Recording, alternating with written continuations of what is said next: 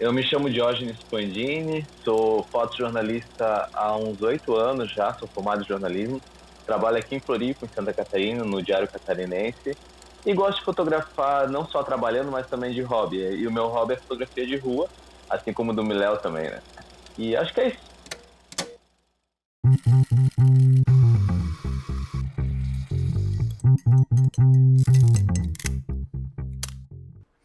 Olá pessoal, estamos começando mais um episódio do Arquivo RAW, podcast onde o assunto é fotografia.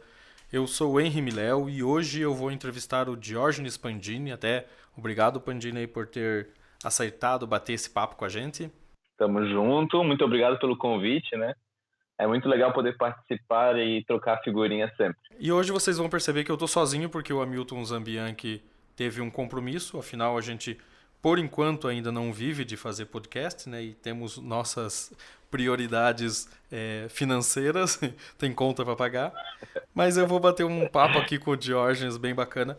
E eu já queria começar dizendo ao Diógenes que o microfone é aberto, você pode falar sobre o assunto que você quiser, mas eu queria já começar dando um fio da meada assim do bate-papo, perguntando para você sobre a Rússia, porque você está com uma exposição agora, né, do material que você fez lá, teve cobrindo a Copa do Mundo e eu queria que você falasse um pouquinho sobre como é que é esse esquema. Você fala russo, aliás?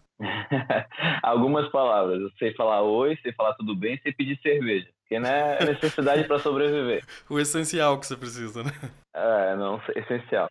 Não, brincadeiras à parte, assim, essa experiência na Rússia, ela foi uma experiência única para mim, né? Eu acho que não só por ir para a Rússia, que já é um país que tem uma história gigantesca, uma relevância mundial muito grande, por ir para a Copa do Mundo e o mais interessante, por ir para a Copa do Mundo sem credencial, né? Então, fui cobrir a Copa do Mundo sem ter credencial alguma, sem poder entrar nos jogos.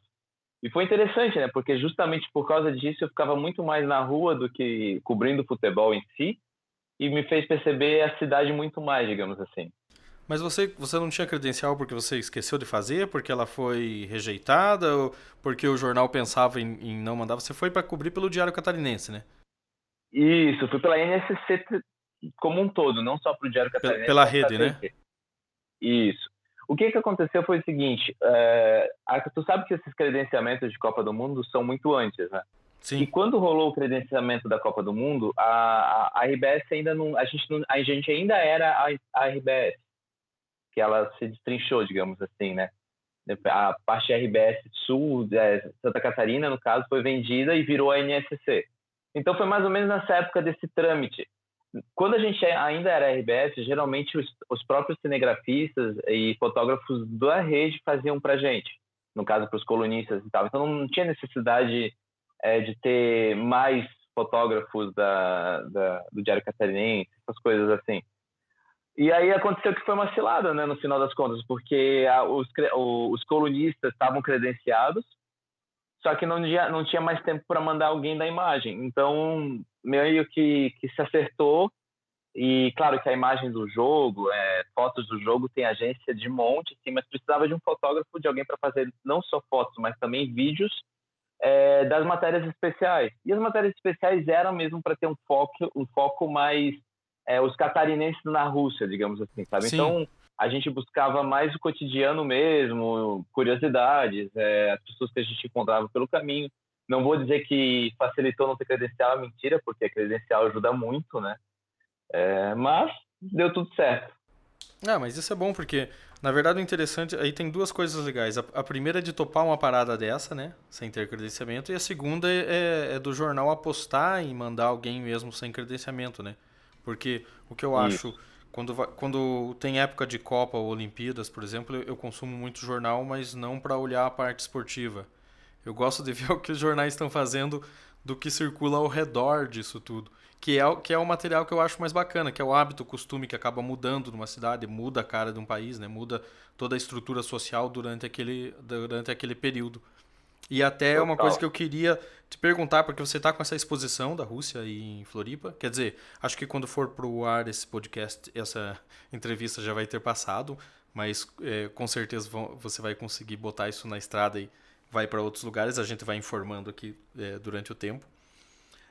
Mas é justamente isso, porque a ideia de fotografia de rua, que você diz que gosta de fazer e eu adoro também, é você mostrar mais ou menos uma rotina, né, de um lugar, encontrar o que é o comum da sociedade, mas é difícil você encontrar isso no meio de um evento que muda completamente o cotidiano de uma sociedade, né? Totalmente. E essa foi a pegada da curadoria que a Lucila Hor fez para essa exposição no Badesque, assim. Ela tentou, junto comigo, né, mas principalmente ela, porque ela recebeu um arquivo de 500 fotos, assim, de 36 dias fotografando igual um alucinado, e ela tentou buscar ali realmente o que ela conseguia ver da Rússia, junto consultando eu, né, a gente conversando sempre essa troca. E foi isso que a gente tentou trazer para a exposição, não só a Rússia fora da Copa do Mundo, dentro da Copa do Mundo, né, o cotidiano, Um né, essa Inception, né? busca, como também quebrar um pouco desses estereótipos russos, assim, né, porque quando eu fui para lá, eu fui morrendo de medo, tipo, são pessoas bravas, sérias, maluco, né, tem aquela história lá que a Rússia tem enfim, situações extremas, e é um pouco assim, mas não é tanto assim. É um pouco umas diferenças culturais, eles não costumam, sei lá, andar sorrindo na rua, mas eles estão muito de boa mesmo. E não é só frio, tem sol, tem praia, tem gente maluca na rua, tem de tudo, assim, sabe? É bem Brasil, na verdade. No final das contas, eu achei mais Brasil do que eu imaginava. E é até a pegada do Rússia escrito em russo, Rússia escrito em português, que o final da palavra Rússia em russo é um R ao contrário, espelhado com um russo em português, sabe? Nessa ideia desse espelho que de certa forma acabei encontrando, assim, não foi o objetivo encontrar, mas acabei encontrando. E todas essas fotografias aconteceram enquanto fazia cobertura para o jornal, né? Então, a cobertura para o jornal, ela também era uma outra loucura, porque fazia foto pro impresso, para online, vídeo pro online, vídeo para TV, vídeo das matérias especiais, vídeo das matérias dos colunistas, e eu entrava todo dia ao vivo no Bom Dia Santa Catarina também, através do Skype, como a gente está fazendo aqui. Então era todo o tempo, assim, da hora que acordava, a hora que ia dormir. Só que sabe muito bem como é, né? Sempre com a câmera do lado e sem perder a oportunidade nunca. Então foi muito legal, sabe? Todo esse processo. E aí eu lembro que quando eu estava lá, eu ainda pensei, pô, eu quero dar uma solenidade maior para esse final de cobertura. Eu quero que ela seja mais do que só uma cobertura. E como vai ser isso? Aí eu pensei, uma exposição seria legal. E aí eu fiquei lutando. Como eu não sou do circuito de expositores, eu não sou artista e tal, eu tentei bastante até conseguir um espaço dentro de um ambiente para arte, que é a Fundação Cultural Badesca, aqui em Florianópolis. E aí o diretor de lá, o Eneléu, me convidou, depois de conhecer o trabalho, e aí que em um mês eu tive que levantar o dinheiro para fazer as impressões.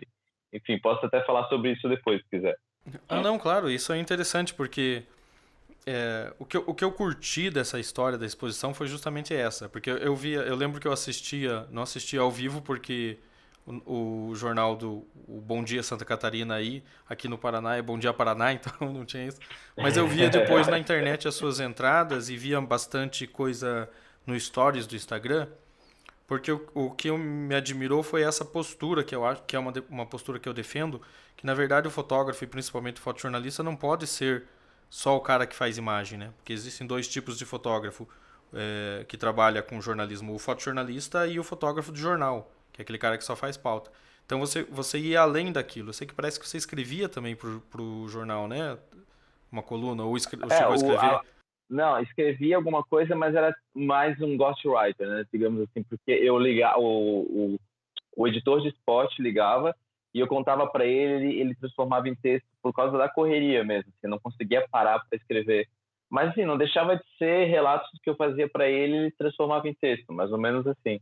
Algumas poucas vezes eu consegui escrever, porque era realmente muito corrido, assim, porque além de todo esse trâmite, como estavam em três, né? Era o Roberto Alves, que é o Bob Alves, que é um colunista bem antigo e bem famoso aqui em Santa Catarina, e o Cacau Menezes, e eu. E eu também estava com a parte administrativa, burocrática, digamos assim. Então, eu estava com o dinheiro de todos eles, eu que cuidava da questão de aeroporto. Você era o banco. Então, assim, assim, ó. Tu fala inglês, tu arranha inglês, tu se vira ali, tu é calmo, então vai. Mas, assim, eu não posso reclamar porque foi uma experiência... eu cresci muito, assim, sabe? deu até uma depressão pós-Copa, digamos assim, porque era muita correria, mas era o tempo todo relevante, sabe? Era muita pressão e parece que funciona melhor, né? A gente fica mais naquela adrenalina. Então foi sensacional, assim, não posso reclamar mesmo, foi muito legal. A adrenalina é o combustível do fotojornalista, né? Mas É, justamente falando isso, você não ficou fixo só na fotografia, tinha também vídeo. E hoje em dia é algo que eu digo, os fotógrafos têm que aprender a fazer vídeo, captar, editar, tanto imagem quanto áudio, porque é um mercado que a gente pode trabalhar e que você se torna um profissional mais completo. Inclusive hoje, para mim, acho sem que dúvida. 40% dos meus freelas já são só de vídeo, ou são porque também faz vídeo. Então, isso era o que eu achava interessante quando eu via o teu trabalho lá. Eu pensava, pô, esse é um cara que tá, tipo, na vanguarda do que está acontecendo agora e que não fica preso só a um título de uma profissão que lhe deram. Por exemplo, é fotógrafo. Sem dúvida, sem dúvida. A produção nossa está cada vez mais e tem que ser assim mesmo, também concordo, principalmente numa cobertura especial como essa, sabe? Quanto mais versátil tu for, maior a chance de tu ter que fazer essas coberturas, né? Eu lembro que eu fui só com uma DSLR e lá, tipo, eu pensei, cara, na verdade eu preciso de alguma coisa para captar vídeo que eu consiga estabilizar e assim, ó, vou comprar um Osmo, depois eu vejo com a empresa e eu peguei mesmo, fui lá e comprei e comecei a usar, depois a empresa readquiriu para ela porque fez diferença, sabe? Eu ia com a câmera e na câmera eu fotografava e com o Osmo eu fazia os vídeos e aí eu conseguia trabalhar com os dois ao mesmo tempo, porque sabe muito bem que é bem complicado. Às vezes você está pensando em foto, quer fazer vídeo Sim. e aí a configuração muda, não dá para ter o shutter muito alto no vídeo, porque pega a frequência da luz, enfim, sabe muito bem como é, né? Mas deu tudo certo, assim, foi bem legal, na verdade. Ah, e entrava na rádio também, fazia as entradinhas na rádio. Multitarefa. É sensacional, uma experiência única. E acabou, né, quando voltei, com essa história da exposição, que, querendo ou não, foi também uma experiência completamente nova, né? Quando me deram tu sabe, né? O nosso jornal aqui tem uma tiragem de 9, 10 mil exemplares por dia. Então, pegar essas fotos que saem numa tiragem dessas, que saem online, sai o tempo todo, assim, né? E tirar de um papel jornal, que depois que é lido, serve para embrulhar peixe, sei lá, enfim, essas coisas. E tirar essas fotos e botar num papel algodão, botar numa moldura, expor, sabe? Fazer essa passagem de uma foto que ela é usada várias vezes para uma foto seriada, foi uma experiência bem diferente para mim, que eu gostei muito, assim, ver as fotos do tamanho grande, sabe? A principal foto da exposição tem 1,5 m, sabe? É muito grande. É bastante, 1,5 m, pô. 1,5 m bem fine art, assim, foi, a curadora deu as ideias, eu falei, vamos fazer. Depois que eu fui ver os valores das impressões, eu falei, meu Deus, tô ferrado.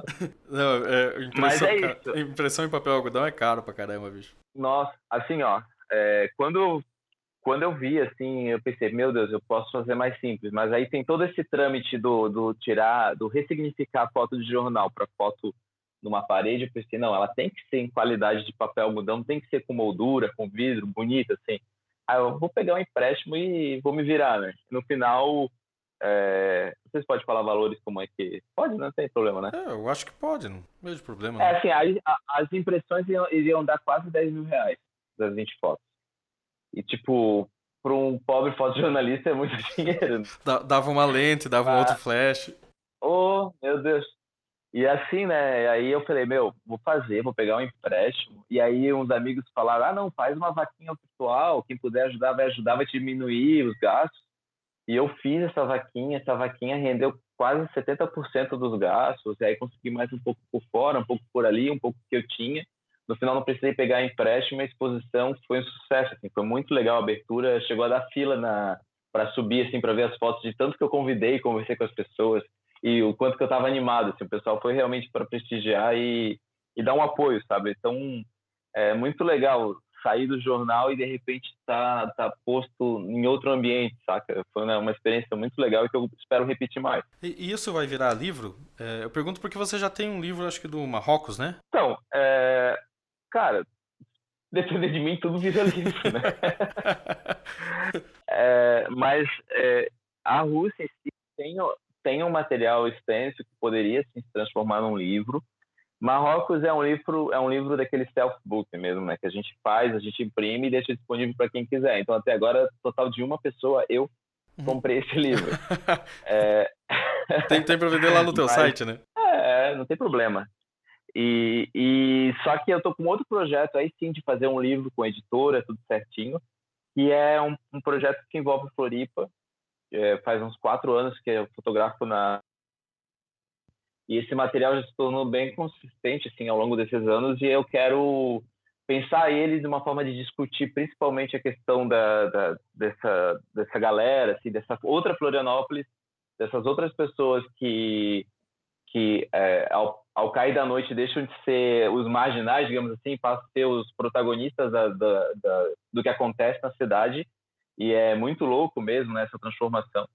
E trazer isso para discutir, sabe, eticamente, discutir moralmente, discutir realmente essas fotografias, e principalmente porque o centro de Florianópolis, o centro-leste, que é essa área que eu fiz essas fotos, está passando por uma transformação, não só tendo mais vida noturna, bares e outras coisas, como está tendo uma gentrificação, digamos assim.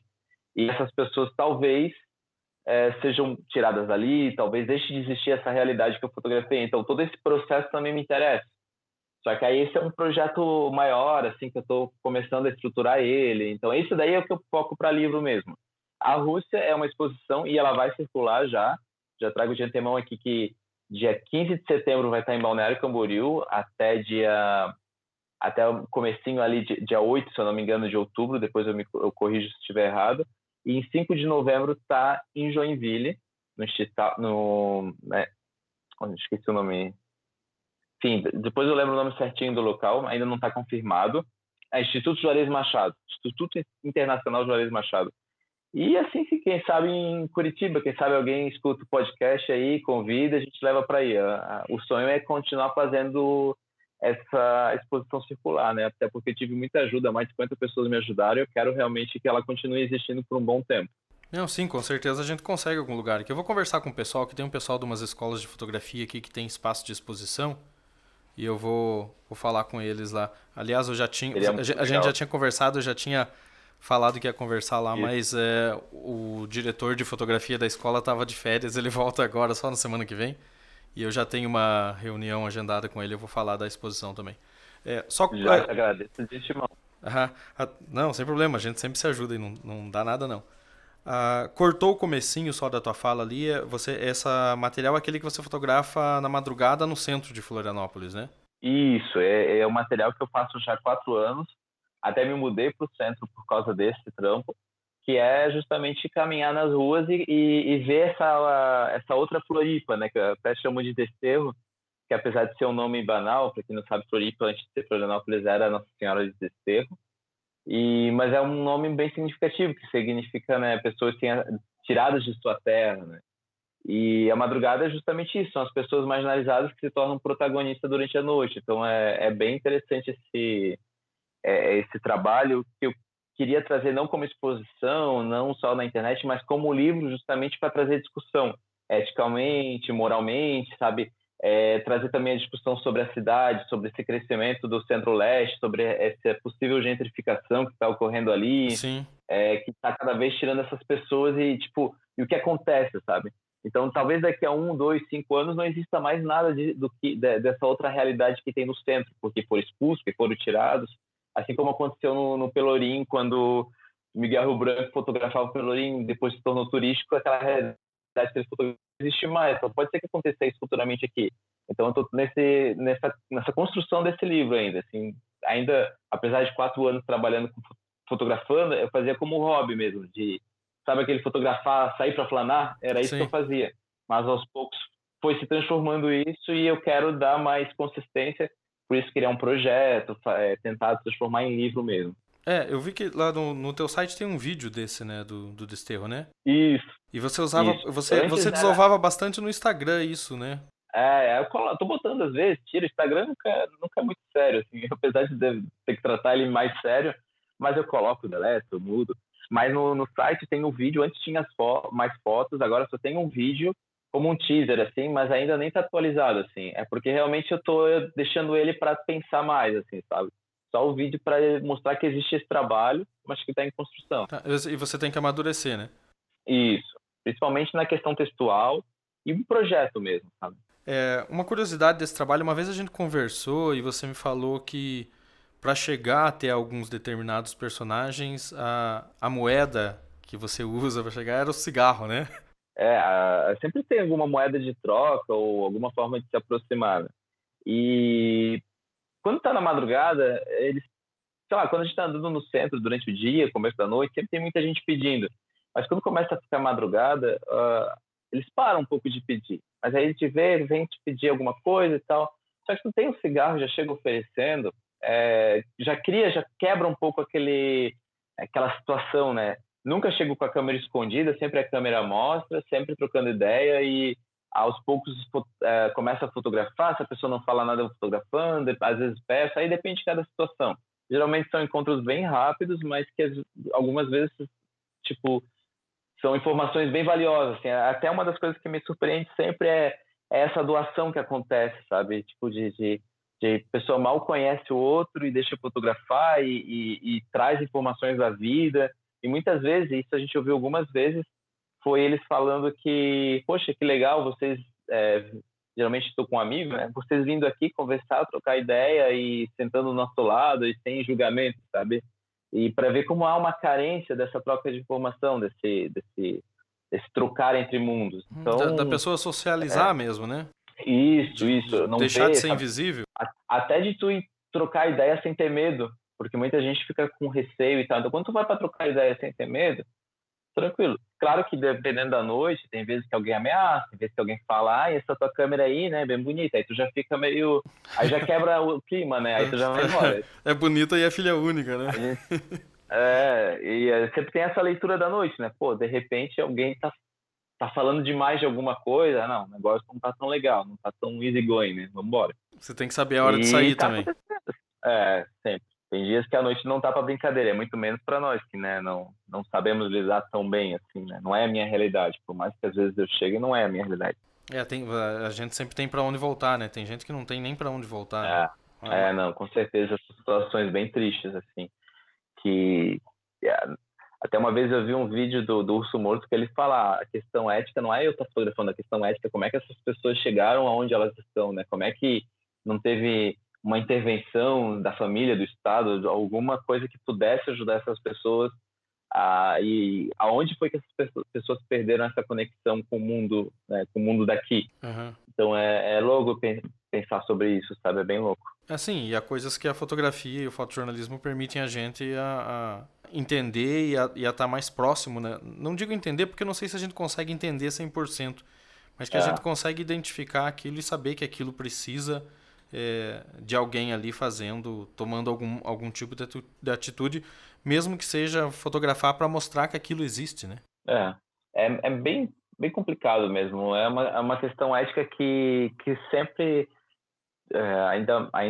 ainda hoje, eu acho que sempre vai existir ali, que tu vai sempre pensar sobre, tá, por que eu estou fazendo isso? E conforme tu vai amadurecendo mais e fica pensando mais sobre isso e tentando justificar tudo isso, sabe? Para que não seja um mero turismo estético também, sabe? Que seja mais do que isso. Sim, que não seja a finalidade só de ter uma foto para fazer uma foto bacana para o povo achar que E, você é massa porque você fez aquela foto. isso. Aliás, você fez um outro trabalho também, o Broken, né? Que Esse acompanhou daí foi isso. Esse foi pro jornal. Esse é do jornal. Esse foi um trabalho, eu e a Shirley Alves, repórter, a gente começou lá numa notícia e aí eu consegui terminar quando vim para o Diário Catarinense fazendo algumas viagens para lá. A gente acompanhou um menor desde da infração, não a infração em si, mas do dia que ele foi preso, né, até o processo de ressocialização dele, até a liberdade um pouquinho mais ali, mas a gente não conseguiu acompanhar mais, perdemos contato. Mas foi um trabalho bem interessante, assim, de ver todo o processo que passa o menor infrator, assim, desde o do DEAP, enfim, todas as situações, e tentar trazer isso para a imagem sem poder também mostrar ele, sem poder mostrar a família, sabe? Só trabalhando com pequenas subjetividades. É um trabalho que eu gosto bastante e que foi de muito orgulho, assim, sabe? De fôlego que a gente fez ao longo de um ano e meio, se não me engano. Geralmente você faz alguns trabalhos que levam mais tempo, né? É bacana que o jornal abre esse espaço, porque geralmente são coisas mais efêmeras, né? Aquilo que acontece no dia, aquilo que é muito rápido. Um dos problemas que eu sempre vi em jornal é que você passava uma pauta que era interessante e os caras diziam, beleza, faz, para publicar amanhã. Sabe? Não se tinha, mas pelo jeito você consegue encontrar um espaço para, tipo, ó, me deem espaço para respirar e fazer o trabalho como deve ser feito para publicar ele com consistência. Olha, queria eu que fosse assim. Mas a gente tenta, às vezes consegue, às vezes não consegue. Agora eu tô até por causa essa história da exposição me tomou bastante tempo. Agora voltando à realidade, digamos assim, do jornalismo, repensando justamente sobre essas coisas, sobre, tipo, poxa, eu queria fazer uma matéria de fôlego de novo, como é que eu posso fazer e tal. As demandas da redação ao longo desses 8 anos mudaram muito, né? Quando eu entrei, a redação que eu entrei no Notícia era gigante. Tipo, 2 anos depois começou a ter demissões, e sabe muito bem como é que estão as redações hoje, Não, bem, completamente bastante enxutas, né? né? E aí a gente está cada vez, antes tinha mais fotógrafo, aí tu conseguia separar um pouco para fazer alguma coisa mais de fôlego. Agora está mais complicado um pouco, mas eu acho que vai um pouco da nossa luta também, né? A gente tem que ir atrás e tentar, porque senão não vai sair. Vocês estão em quantos fotógrafos ainda? Agora a gente está em 4. 4 para um jornal diário? A gente era em 10, cara. No jornal que eu trabalhava, a gente tinha 21, bicho. Hoje eles têm 4. Então, a gente ainda estava com a proporção melhor, então... Mas é isso. Não, mas a gente tem que se adaptar. Esse é a forma como as coisas estão funcionando agora, Exato. como tudo... como é o mercado hoje em dia. Mas isso não quer dizer que você tem que fazer um trabalho de qualquer jeito, ou que você deve deixar de lado aquelas ideias de pautas que tinha e tal. O que eu acho legal é que, pelo jeito, o jornal aí abre um espaço, né, para esse tipo de tipo, aceita as ideias de jirico que os fotógrafos geralmente têm? Eu acredito que sim. Acho que depende mais do fotógrafo do que do jornal em si. Então, é mais da gente buscar. E a luta editorial, pauta diária, pauta longa, sempre vai existir, só que agora está um pouco mais difícil de vencer, mas eu acho que, como tu mesmo disse, o mercado está aí, a gente tem que lutar, tem que ir atrás, não adianta ficar reclamando, porque não vai mudar, né? Não vai mudar nada disso. Ou se adapta, ou, sei lá, muda, abre um bar. Tá, mas abrir um bar é ótimo. Mas isso, cara, é exatamente o que a gente sempre discute. Essa ideia do fotógrafo agir um pouco mais além daquele trabalho de vou pegar a pauta e vou fazer. De oferecer, né? Como você disse, às vezes a culpa é um pouco mais do fotógrafo do que do próprio veículo. Porque fica muito preso naquilo, né? Tem até um texto, aliás, deixa eu já fazer propaganda, quem quiser entra lá no arquivohal.com.br e lê lá, é um artigo chamado Você Não É o Cara, em que eu escrevo lá que, cara, o telefone não vai tocar atrás de você, entendeu? A National Geographic não vai ligar atrás de você. É você que tem que fazer coisas para oferecer para essas publicações. Então, essa atitude de ser um pouco mais ativo, ou proativo do fotógrafo, que é o que vai fazer a grande diferencial no mercado que está hoje em dia muito enxuto. Não, sem dúvida, né? Como a gente estava até falando um pouco antes de a gente começar, às vezes tu fica até pensando, pô, será que eu estou sendo o que o mercado em si quer, sabe? Igual, tipo, tu deve ter sido um baque quando saiu do jornal e ter recomeçar, criar estratégias para publicações, para ter agências, para trabalhar com tudo isso. Esse é um universo que eu desconheço, por exemplo, né? Porque eu estou vinculado a um veículo que essa outra parte eu estou por fora. Mas, enfim, o segredo é esse que tu trouxe aí. A gente tem que ir atrás, tem que aprender, tem que continuar fazendo curso, fazendo oficina, estudando. Antigamente a gente tinha mais referências de fotógrafo na redação, mas a internet está aí para a gente continuar tendo outras referências, continuar pesquisando, continuar aprendendo, sabe? O grande problema vai ser o dia que tu falar, aprendi. Não, você nunca termina de aprender. Mas é isso aí, cara. Essa história da exposição, por exemplo, foi um divisor também para mim, assim, porque além de toda essa parceria dos amigos, o pessoal ajudando, doando, teve o dia da abertura, que teve muita gente de vários universos diferentes da minha vida, sabe? Tipo, da aula, eu faço aula de dança de salão, então veio o pessoal da aula de dança de salão. Você faz aula de dança de salão? Faço sambinha e forró, meu filho. Você sabe que quando eu era, vou dizer assim, um pouco depois da adolescência ali, eu fiz 2 cursos de dança de salão. Viu? Interessante. Não, eu faço porque eu acho que a gente tem que achar também espaço na nossa vida para desconectar. E eu não quero desconectar na internet ou no computador, eu quero desconectar fazendo coisas que me tragam habilidades, digamos, inúteis, mas sociais, assim. Eu faço aula de um outro idioma, eu faço isso aí, porque eu acho que tudo acrescenta na nossa percepção, nossa sensibilidade, enfim, nossa relação com o outro. Então, faz aí, tô há 5 meses fazendo aula de dança de salão e dia 14 de dezembro vai ter nossa apresentação de samba aqui no SIC. Legal. Faz É, uma mano, live aí, faz uma live. cara, tudo é importante, eu acho, Não, né, para sim, cara, construção do nosso. nada é perdido do que se aprende, entendeu? E eu É, acho que é exatamente isso, você se desconectar, desconectando mesmo, mas desconectar no mundo físico e aprendendo coisas que é, vão além da sua profissão e que em um momento ou outro você acaba usando, né? é o Outra famoso língua que você... oxigenar, né? Isso, outra língua que você falou, cara, isso abre a cabeça de um jeito assim. Eu tô fazendo francês agora, então... Ah, eu também. Ah, você fala... Uau, mas eu tô bem no começo, nem vem falar Não, comigo que eu também não, eu ainda tô ali no Ouverture avec ce char, essas paradinhas assim.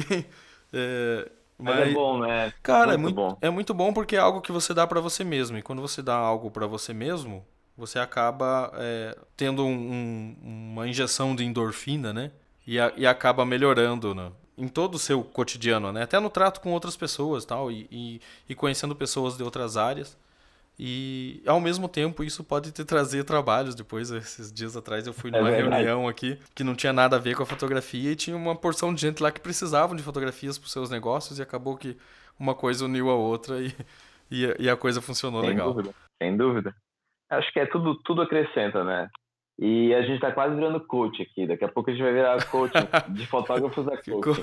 Coach, não, mas daí a gente tem que cobrar bem aí, como é que faz? Que eu sei que coach parece que cobra caro. Eu tô vendo você aí com a Fuji, a gente já tava falando disso, mas você tá curtindo essas mirrorless? Cara, bastante, sim. Pena que eu não tenho escolha sobre o equipamento do jornal. O equipamento do jornal que cede, ele cede DSLR, mas se eu pudesse, era tudo mirrorless. Você acha muito melhor? Ah, eu gosto que é o peso, né, para começar. Eu gosto da qualidade da Fuji, eu não tive a oportunidade de testar muito outras de mirrorless, mas acredito que sejam boas também. E a forma de tu fotografar a invasão que a mirrorless causa é muito menor do que uma DSLR, né? Então, acho que isso faz parte. Até já fiz uma experiência esses tempos, eu precisava fotografar era maratona. E maratona, tu deve, de vez em quando aí o pessoal faz, eles estão acostumados com os fotógrafos de maratona, assim. Que aí eles veem alguém apontando a câmera e já começa a fazer joinha, fazer... E para nós de jornal não é muito, né? Não é Não, muito não. O importante, cara né? fazendo pose O assim, não. pessoal, eles correndo. Cara, eu comecei a fazer com o celular. Celular as pessoas ignoravam. Sim. E foi muito legal, porque estava ali perto e conseguia fazer os cliques, muitos dos cliques da pessoa correndo, me ignorando completamente. E só, né, a título de exemplificação dessa questão do equipamento que a gente usa, a forma como as pessoas te encaram. A mirrorless não é como o celular, mas as pessoas também não levam tão a sério. Isso é tão bom quando alguém não leva a sério a sua câmera, porque aí tu passa a ter uma outra pessoa, sabe? E isso eu acho muito interessante da mirrorless. Inclusive, tem uma situação que tem um amigo, e o Marco Fábio, conhece Sim, ele, que e fazia o o teu trampo, Gabriel. fazia o trampo contigo aí à noite, né? Isso. Agora ele está na Zero Hora, lá no Rio Grande do Sul, mas estava ele e o Gabriel, e os dois estavam cada um com uma câmera na madrugada, eu não estava nesses dias. O Gabriel com uma DSLR e o Marco com uma Fuji também, igual essa. Eles foram assaltados, levaram só a DSLR, e a Fuji do Marco ficou Não. com ele. Justamente por não levarem a sério, sabe? Ah, é uma câmera velha de filme, saca? Sim. E a câmera era mais cara do que a DSLR. Então, né, é mais um exemplo de como a ferramenta que tu usa faz com que as pessoas te encarem de forma diferente. E às vezes ser encarado com mais naturalidade. Para um Tem fotógrafo é bem melhor, principalmente quando você tá fazendo street. isso. Então eu gosto muito dela. Essa Além, que né, você tá aí é uma Fuji X100 ou é uma X100S? X100S. X100S. X100S. A mesma que eu tinha, eu vendi a minha. que eu precisava trocar um equipamento de vídeo, pegar um equipamento de vídeo um pouco melhor, então sempre sabe, a gente vende uma Tá, coisa para tá. comprar outra. Já estou Com atrás de certeza. mais uma, e eu gostava muito desse equipamento em específico porque a lente é compacta ali, ela é pequenininha. Mas eu já vi alguns fotógrafos reclamando que, por exemplo, compraram a X Pro 1 ou X Pro 2 e daí tem o Aham. adaptador para as lentes e continua o mesmo peso, porque você vai usar uma 70-200 ainda seria um É, trambolhão, entendeu? Ainda chama muita tem, atenção. Mas tem agora que ser as lentes parece. para mirrorless, né? Teria que ser uma lente mais compacta, mas mesmo assim as delas ainda são meio gigantosas, assim. É que elas ficam parecendo uma Nikonzinha FM2, um negócio mais antigo, mas Aham. ela ainda tem um certo peso. Então eu vi um pessoal reclamando por causa disso. Eu não tinha esse problema, porque eu só tinha um com a lente fixa mesmo, né? Mas É, é bem. é É o como meu você caso. disse, parece que vira a chave, né? O jeito de fotografar já é outro.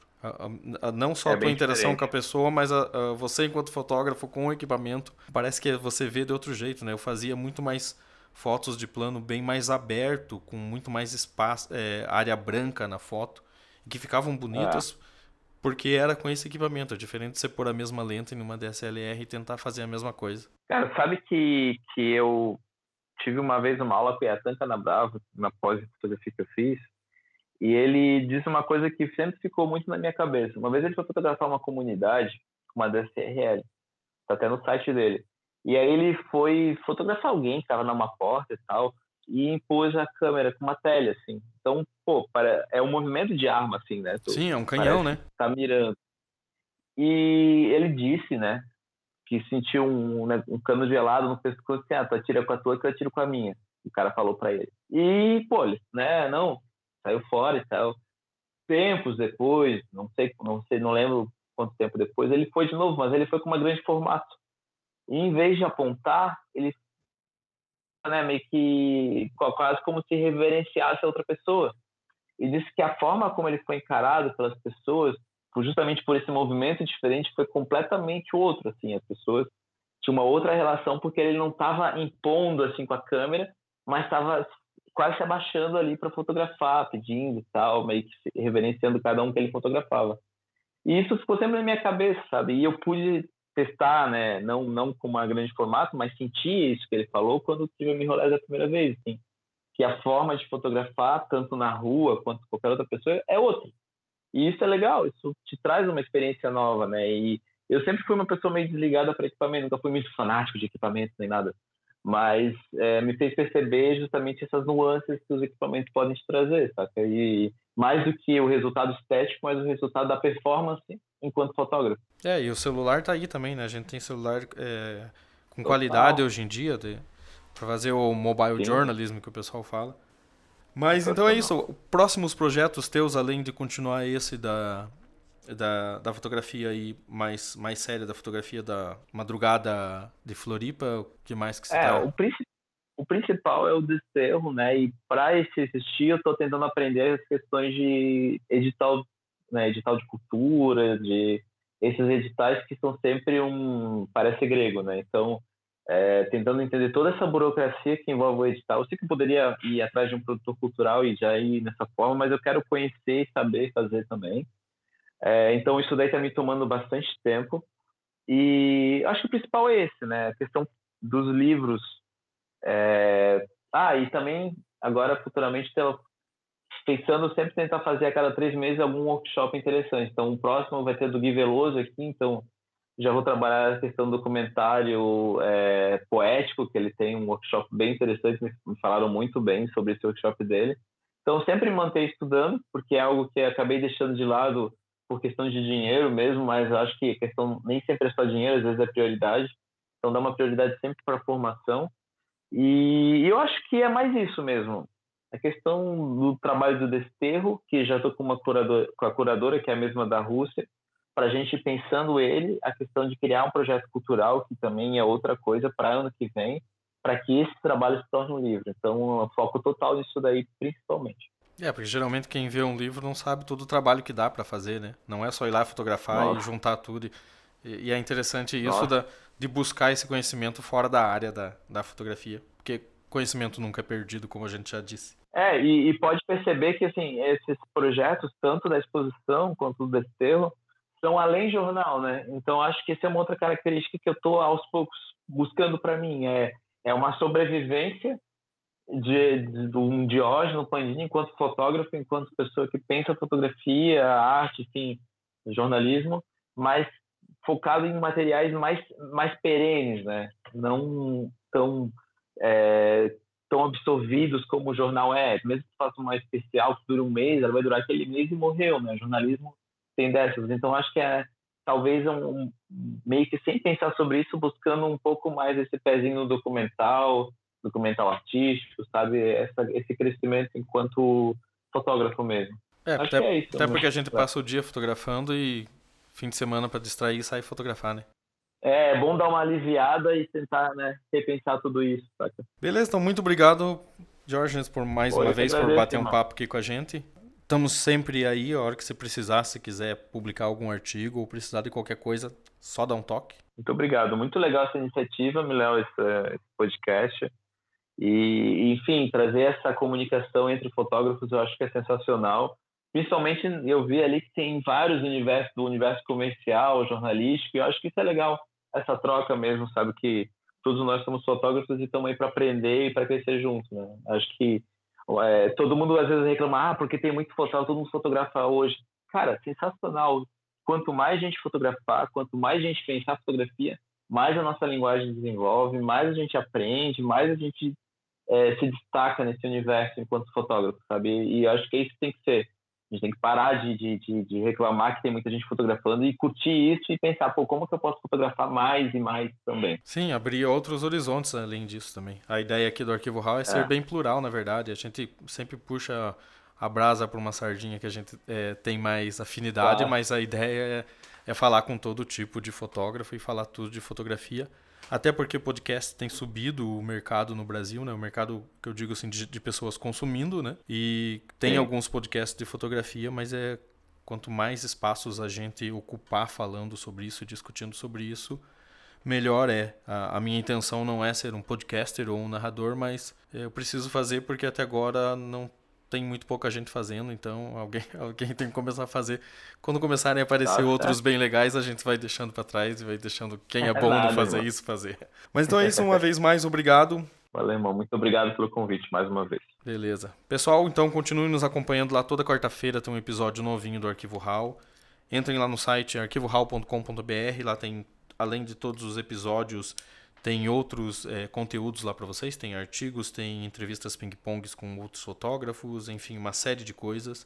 Lá também tem as nossas redes sociais, Twitter, Instagram, YouTube, para quem prefere ouvir uma playlist enquanto edita, ao invés de ouvir num agregador de podcast. Eu sou o Henry Miléo, até a próxima, tchau!